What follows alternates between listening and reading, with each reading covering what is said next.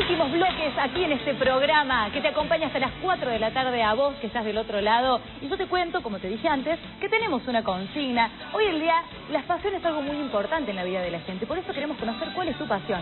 Comunicate con nosotros por Facebook, Buenas y Santas CBA, por Twitter, @Buenas y Santas 10, o nos mandás un mensaje de texto al 3515-64-3798. Tenemos entradas para Fruticitas, para Tony Jerry y para los Globetrotters que se van a presentar en el Orfeo Superdomo. Te voy a leer algunos mensajitos porque la verdad nos han llegado demasiados y hay que ser justo con la gente que escribe. Dice: hola, mi nombre es Francisco, mi pasión es ir a la cancha a ver el Pirata cordobés, espero ganar algo. La pasión de mi vida es mi hija y Belgrano, quiero participar por las entradas para llevarla. Hola, Buenas y Santas, mi pasión es mi hija, quisiera participar por las entradas para Tony Jerry. Hola, soy Sandra, quiero participar por las entradas de Fruticita y la pasión es mi hija, dice. Hola, me llamo Abel, soy de Villa María y mi pasión es viajar, igual que yo, Abel, soy la derecha. Mientras tanto, es momento de presentar a nuestra querida invitada del día de hoy. Para eso lo dejo a mi compañero Lucas. Pero muy amable, señorita Zárate, como bien decías, estamos en vivo y en directo en la pantalla de Canal 10. Y la producción, como todas las veces que nos visita algún invitado o alguna invitada, prepara un breve informe para conocerlo un poquito más. En este caso conocemos un poquito más de Carolina Scott. A ver.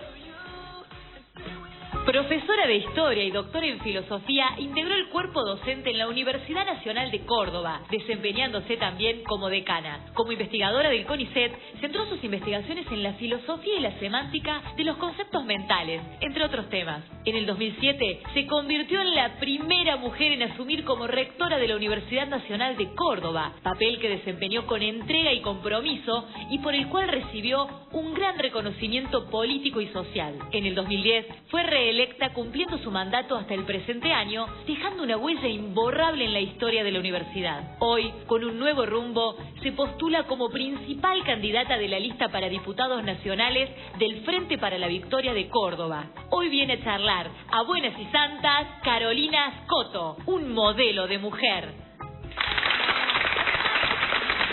Bueno, qué presentación, ¿eh?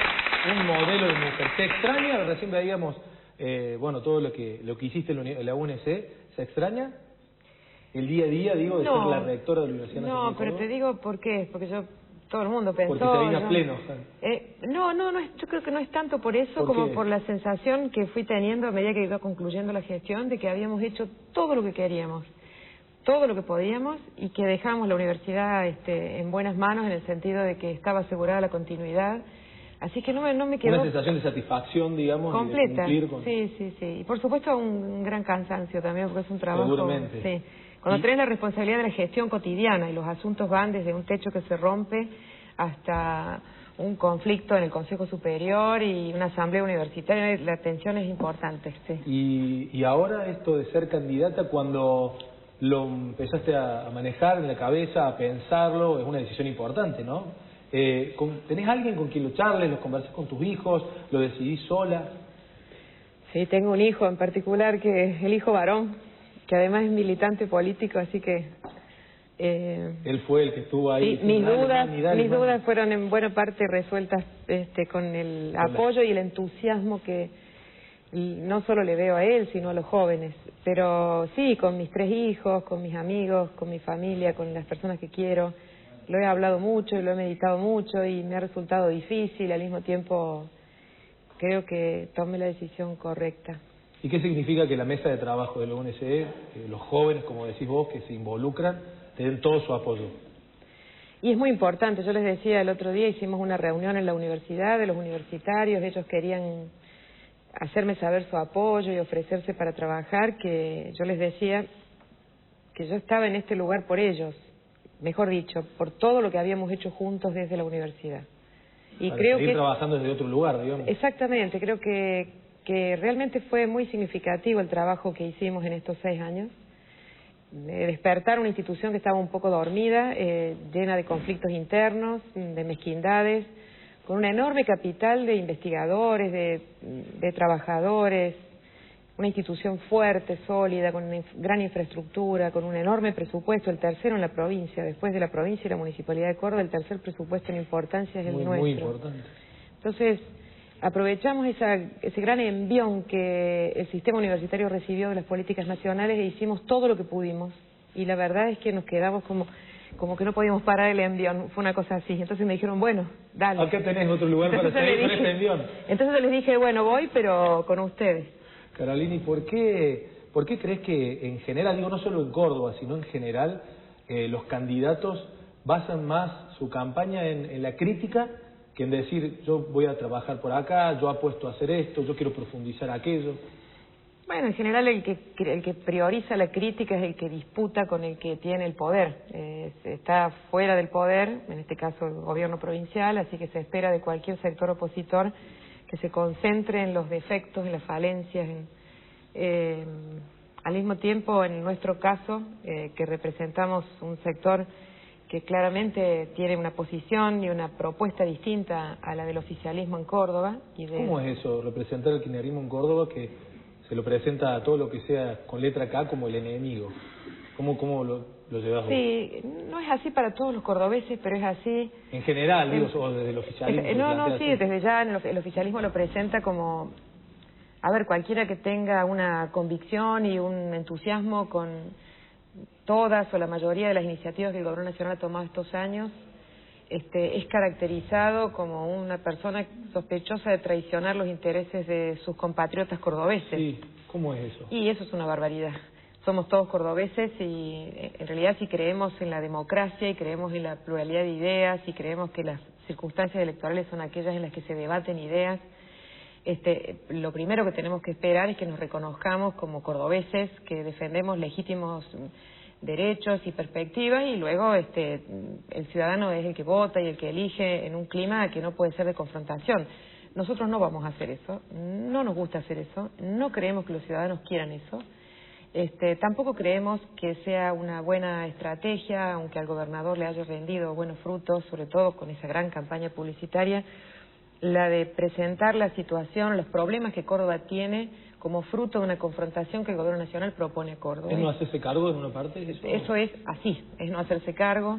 Nosotros tenemos como experiencia, y digo nosotros porque tanto yo como el segundo candidato que me acompaña es también un rector de una universidad pública, la de Villa María, lo cual es muy interesante porque no solo renueva con quienes no venimos de la política una lista partidaria, sino que también muestra que las universidades han desarrollado ese compromiso social que tanto se ha declamado, claro, y que trasciende las fronteras justamente de las universidades. Exactamente, que tiene un impacto en la comunidad real.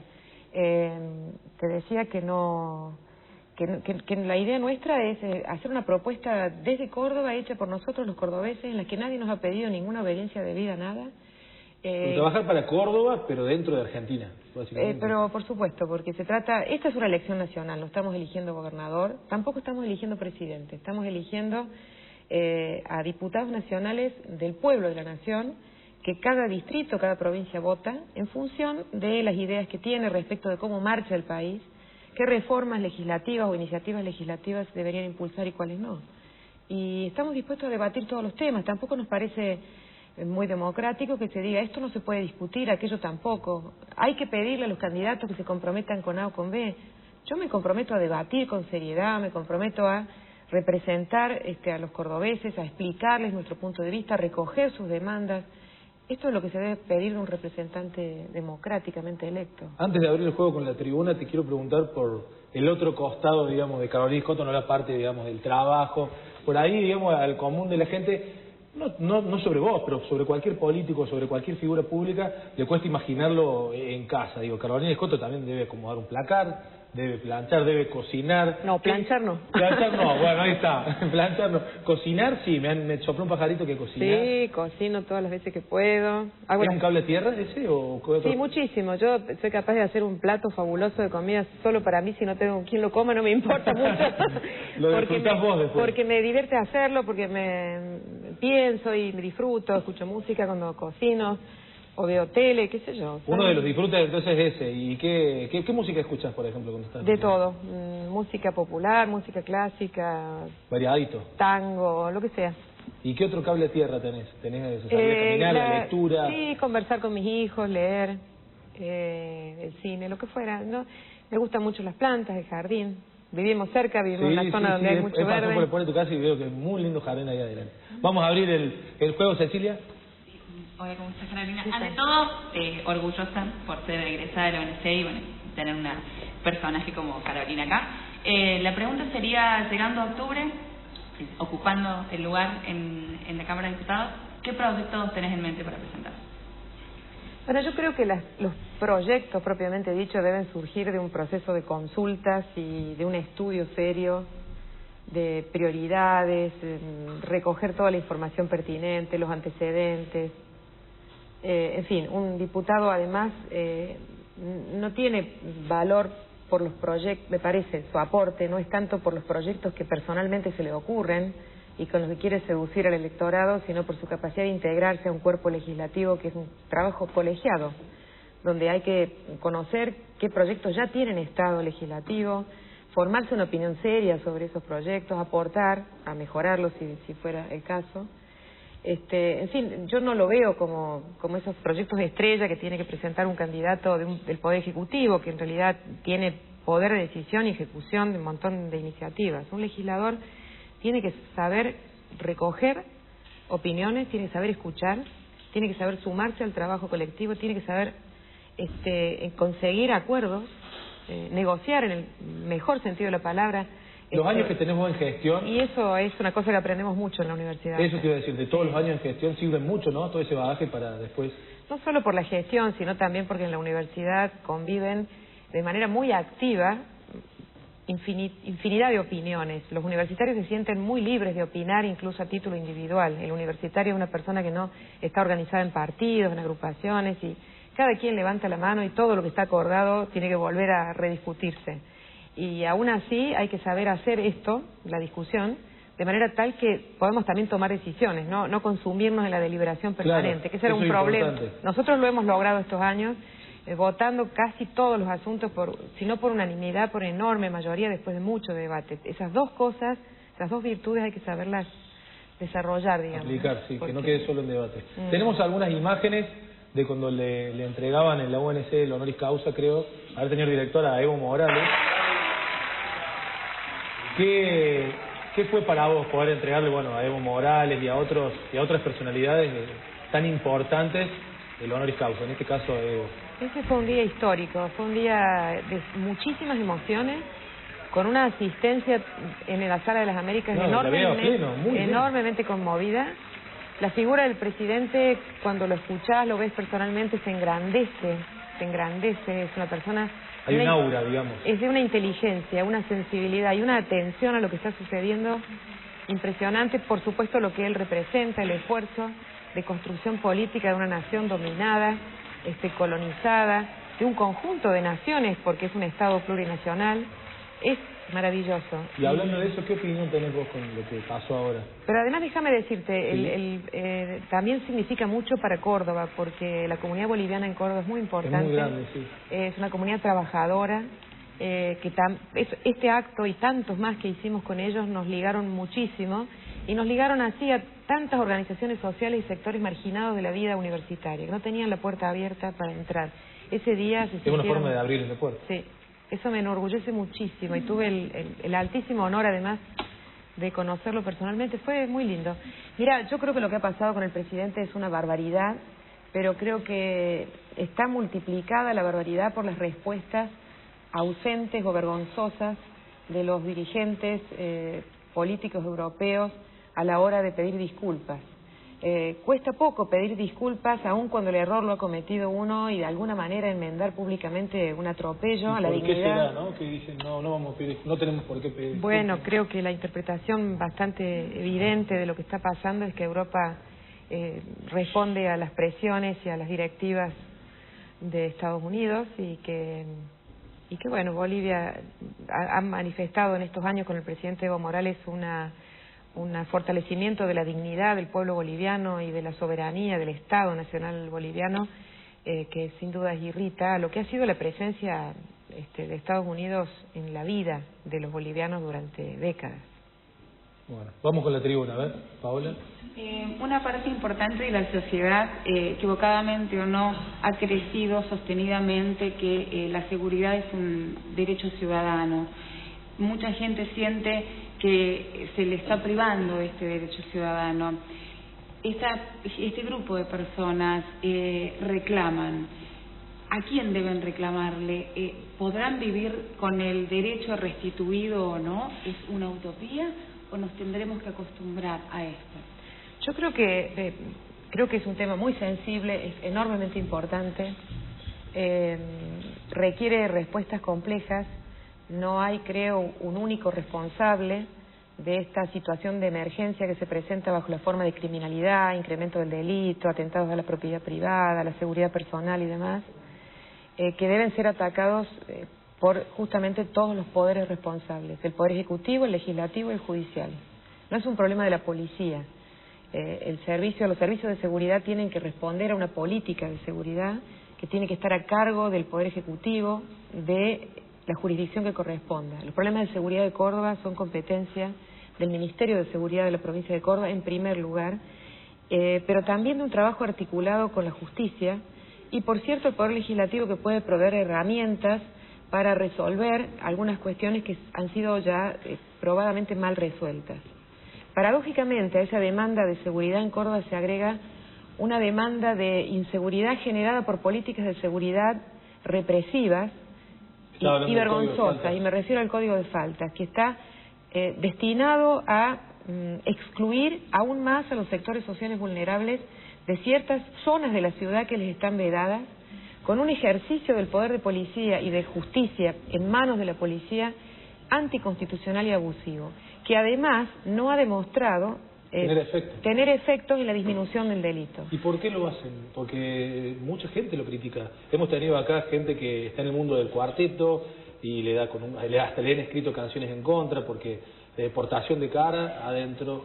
Porque me parece que hay un discurso instalado en Córdoba, como en otros temas, también en el tema de la seguridad, muy conservador, muy viejo, la mano dura, que no reconoce, digamos, la dimensión compleja de los problemas de los cuales la seguridad o la inseguridad es un emergente.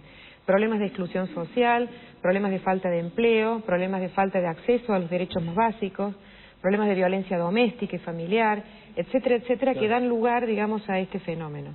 Pero que además luego se quieren, remediar con políticas de represión o de encarcelamiento o de políticas no garantistas que no resuelven el problema y todavía lo agravan. Un preso detenido y maltratado en condiciones de reclusión inadecuadas, o los jóvenes que son detenidos por uso abusivo del Código de Faltas, acumulan motivos para continuar teniendo conductas antisociales. Sí, salen peor de lo que entraron. ¿Y tú, Cá? Carolina, nos hemos encontrado otras veces. Como madre de desaparecidos, ¿podrás seguir luchando como lo has hecho como rectora por los desaparecidos? Sí, por supuesto. Yo creo que esa es una causa que cada vez más en estos años, afortunadamente, por decisiones que muchos estábamos esperando hace mucho tiempo, pero que ya creíamos que los gobiernos democráticos no iban a tomar para sí, derogaron las leyes de obediencia debida, punto final, y esto permitió la apertura de los juicios. Pero creo que la causa de los derechos humanos de quienes fueron víctimas del terrorismo de Estado no solo debe permanecer abierta, porque estos juicios deben completarse y la justicia debe poder llegar a cada una de las víctimas de la mejor manera, sino porque en democracia se suelen también acumular, muchos menos por cierto, pero también víctimas de atropello a los derechos humanos, no solo a la seguridad o a la vida, sino también a los derechos humanos en general, los derechos a la vivienda, a la educación, a la seguridad, a todos los derechos. Y creo que hay que desarrollar en ese sentido una cultura de derechos humanos que no sea vista también por los sectores conservadores como una conquista ideológico, político, partidaria de algunos sectores. Esta idea que tienen algunos legisladores por Córdoba de que los derechos humanos han sido objeto de una manipulación política, cuando en realidad es una causa etérea de la que nadie se tiene que ocupar, algo así como una memoria individual que vos tenés, que yo debo tener, pero con la que no hay que hacer nada para dar vuelta a la página. Nunca hay que dar vuelta a la página con las heridas de la sociedad. Tampoco es el caso de mantenerlas abiertas, es de saldarlas con los mecanismos que la democracia tiene. Así que te doy mi palabra. Muy bien. Nosotros tenemos comunicación directa con los televidentes a través de Valentina. A ver. Así es, ¿cómo estás, Carolina? Tengo muchos mensajitos para ella. En este caso dice: con Carolina llega un soplo de aire nuevo en la política de Córdoba. Dicen por ahí: qué bueno, Carolina, queremos que seas la primer gobernadora de los cordobeses. Aplaude, Pituca. Puntualmente quería hacerte una pregunta, Carolina. Leí en un medio que decías que uno de los grandes desafíos que tenés es una Córdoba alineada con la nación. ¿Cuál te parece que es la situación actual de Córdoba en cuanto a esto que planteabas? Bueno, la provincia está muy estancada. La gestión gubernamental en estos últimos años, excepto con algunas obras de gran impacto mediático, muy publicitadas, sigue acarreando problemas de deterioro de infraestructura en políticas sociales, en políticas sanitarias, en políticas educativas. Por supuesto estoy pensando sobre todo en los sectores que necesitan un Estado fortalecido para que estos derechos lleguen a todos.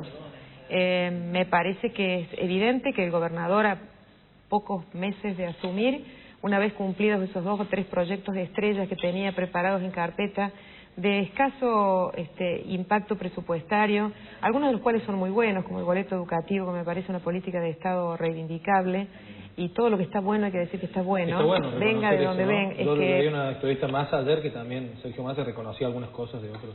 Sí, porque por ahí los políticos no, como que les cuesta reconocer lo que los otros políticos... Y bueno, pero ese es el chiquero de la política, digamos. Entonces yo creo que si... Me encanta reconocer al menos que el programa Primeros Pasos, el programa Boleto Educativo del gobernador de la Sota son buenos, y decirlo públicamente, porque eso no significa de mi parte que crea que el resto de las cosas que no hace o que hace mal, incluida la dilapidación de recursos para su propia proyección política personal, que es la razón por la cual no se trabaja con la nación, porque se ha tomado la decisión política de que el enemigo es un gobierno que presuntamente se deteriora y ya debe generar una oportunidad de recambio, y las apetencias del gobernador de ocupar ese lugar. Yo confío que no solo fuera de Córdoba, eso es bastante evidente, sino también desde Córdoba, se le va a reclamar a este gobierno y a cualquier gobierno que se ocupe de aquello que se comprometió a hacer cuando fue electo democráticamente para gobernar. Muy bien, tenemos algunas fotos, Carolina, de otros candidatos. Nos gustaría que nos den unas palabritas acerca de una definición, una palabra, Schiaretti. Bueno, yo creo que es uno de varios de los candidatos que presiden las listas para las próximas elecciones, que pertenecen a un pasado de la política de Córdoba, de la política del país, y a una realidad, por lo tanto, que ya no existe. Muy bien. Otra foto más tiene preparada la producción. A ver, Oscar Agüed. Bueno, lo mismo, con el agregado que el candidato a diputado reelecto pertenece a un partido que dice condenar la reelección. Se ve que amañar la carta orgánica para beneficiar la candidatura del el candidato mejor conocido, no genera dificultades al partido que encarna una crítica a la reforma democrática. Es bastante contradictorio. Sí, no, es totalmente contradictorio. Pero además me parece que Agüed representa solo una vertiente, la más conservadora de un radicalismo que ha decidido en Córdoba, con su figura, cristalizarse en una posición conservadora, en vez de promover la participación de los sectores, aquellos que en su momento se entusiasmaron con Alfonsín, como me entusiasmé yo. Muy bien. Otra foto. A ver, Héctor Baldassi. Bueno, no sé nada de fútbol, no conozco cómo fue de árbitro, de candidato para mí no existe, excepto por un sello, una gran campaña de marketing, y supongo que capturará un voto ideológico liberal que nunca será el nuestro, así que veremos cómo se desempeña y si aprende a decir algo que no sea recitar qué pasa en los barrios porteños gracias a Macri, barrios que parece que tampoco conoce, según he escuchado el otro día. Bueno, a ver otra foto. ¿Hay alguna más? Bueno, la peor tribuna hizo... La peor tragedia de la democracia, desde la recuperación de la democracia, está simbolizada en la figura de este personaje, que además acumuló un enorme poder, que nació con la bendición de la Sota, que se convirtió en la figura principal de las peores políticas económicas de desguace del Estado durante el menemismo, y que por si fuera poco la Alianza en su pérdida de rumbo lo tuvo también de ministro de Economía. ¿Y por qué se vuelve a presentar una persona que...? Bueno, él dijo que se vuelve loco si no está en la política. Me parece que hay un problema de serenidad y de desocupación. Un problema... Próxima foto. A ver, Olga Rito. Bueno, mis respetos. Creo que es una mujer aguerrida, que no tiene miedo a discutir todo ese sector del peronismo de base, transformador, popular, que ella representa. Es un peronismo genuino, que nos gustaría que estuviera con nosotros también. Ah, mira vos. Mira qué título. O sea, se puede discutir con ella, aunque no se tengan las mismas ideas, digamos. Ella tiene sus legítimas aspiraciones personales, tiene una estructura política distinta, no hemos dialogado para ponernos de acuerdo. Yo me refiero a aquel votante de Olga, perfectamente podía ser un votante del Proyecto Nacional y Popular. Muy bien. ¿Hay otra foto más? La última es Cristina, la presidenta. Bueno, es una mujer extraordinaria. Yo personalmente les cuento siempre que siempre la escucho con una enorme atención, porque lo que me ocurre cuando ella se comunica con el pueblo es que aprendo y al mismo tiempo me conmuevo, las dos cosas.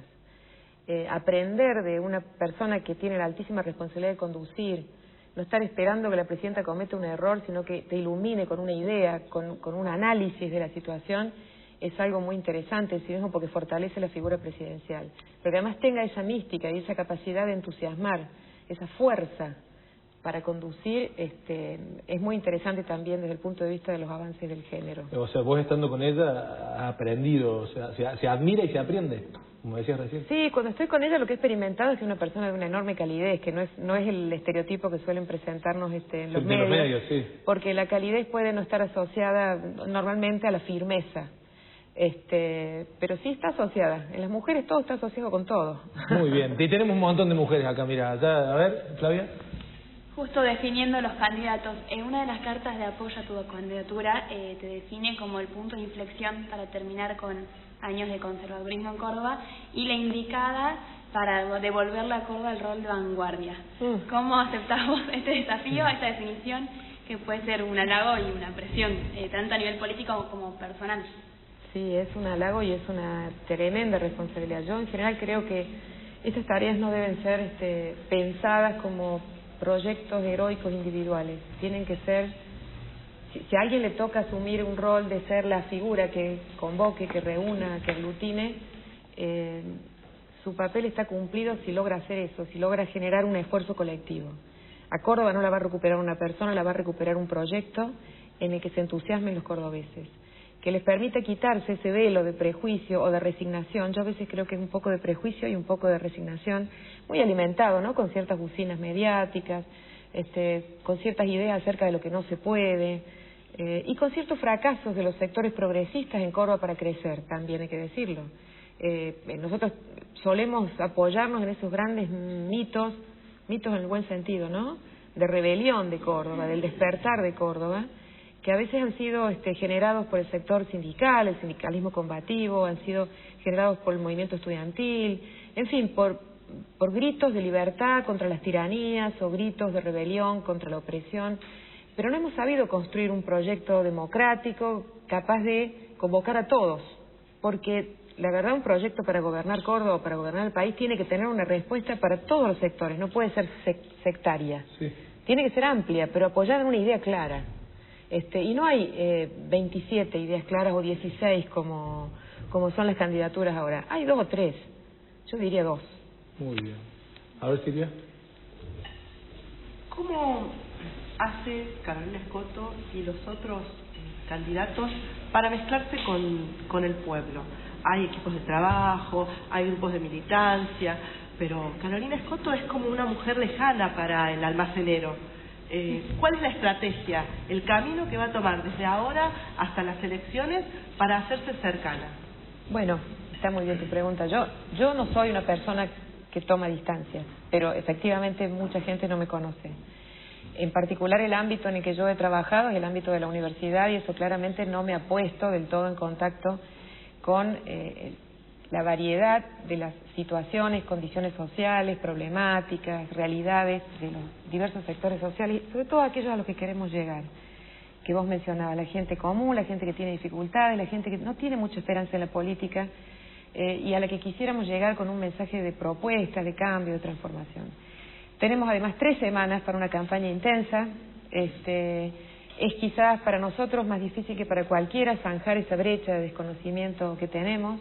Así que el trabajo que nos espera de contacto en los barrios, con la gente, viajando al interior, es mucho más intenso que el que tienen los candidatos que son ya totalmente conocidos y que cuentan con un gran aparato mediático publicitario cotidiano que te dice todos los días las grandes cosas que están haciendo.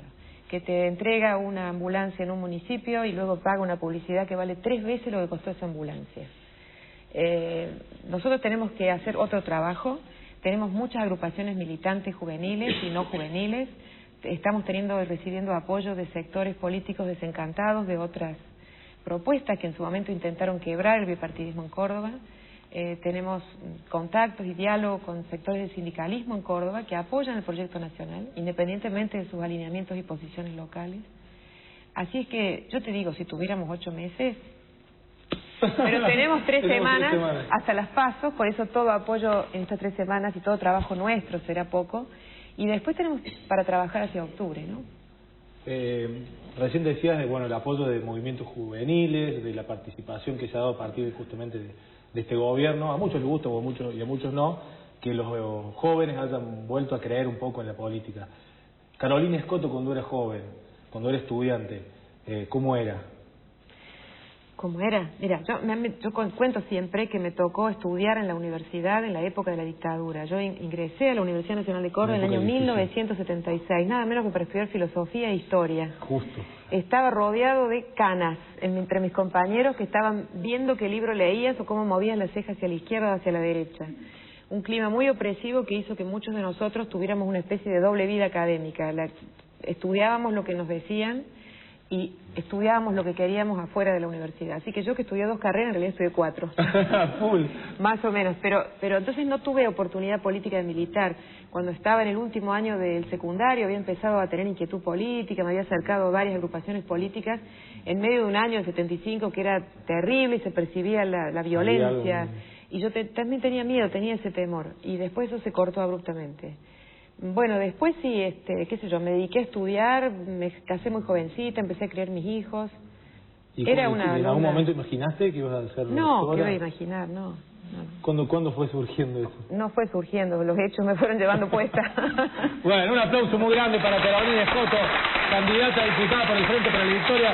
Catalina, ¿sería tan amable, por favor, de darme un regalito que tenemos para Carolina, agradeciéndole su visita? Pero, discutir. Claro, ¿por qué no me lo presenta Catalina, por favor? Catalina, venga a saludar, por favor, a Carolina. No se moleste, no se moleste. Corazón. Una pregunta. Diga. ¿Usted qué opina de los lentes del gobernador del sur? Son un poco ridículos, los suyos son más lindos. Ahí está, gracias Carolina, un aplauso grande. Nos vamos con Valentina al corte. Señoras y señores, después de esta interesante entrevista, yo te digo que teníamos una consigna el día de hoy, que es ¿cuál es tu pasión en la vida? Así que si nos escribiste, quédate ahí pegadito a la pantalla del 10, porque en el próximo bloque vamos a definir quiénes van a ser los ganadores de todos los premios que teníamos para vos. Señor director, nos vamos a un corte con este programa que le cambió la cara a tu siesta cordobesa.